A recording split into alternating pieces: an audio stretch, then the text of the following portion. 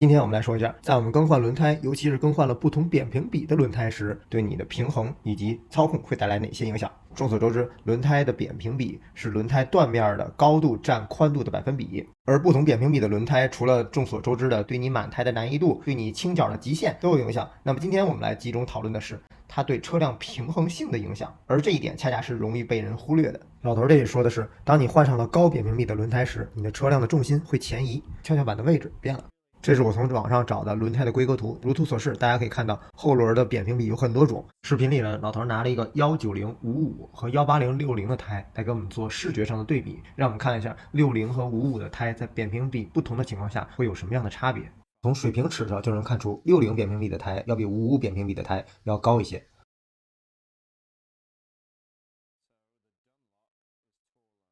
所以当我们从55扁平比的胎变成了50的时候，我们的车会怎样呢？车会降低，所以失去了原本的平衡性，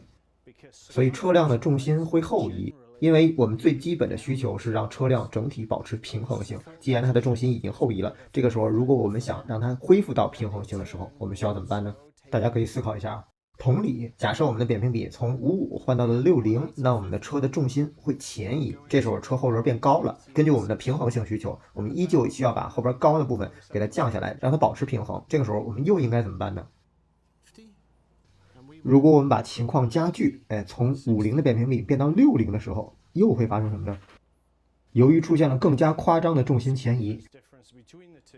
这个时候我们的后胎会更容易出现冷撕裂，就像这样的纹路。就是当我们其他所有的设定和影响因素都不变的情况下，只是单纯的增加了轮胎扁平比，是因为随着扁平比的提高，我们人坐的越来越高，车座跟后轴的之间的距离是增加的。这个时候我们人会坐得更往前，没有足够的压力给到后轮，所以让后轮较为容易出现冷撕裂。所以说了这么多，我们来以后轮升高作为案例，给大家说一下解决方法。第一个方法就是更短的后避震长度，通过调整后避震长度的旋钮，让后避震变短，从而改变因为升高的扁平比而被破坏的车辆平衡。第二个方法是逆时针调整预载跟压缩，从而让后轮降低高度。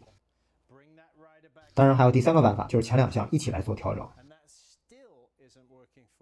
今儿这个视频呢，主要是想跟大家分享扁平比在车辆调整的过程中也需要被考虑进来。至于是否要调以及怎么调，最终决定权在你手里。关注我，了解更多机车知识。我们下期见了，拜拜。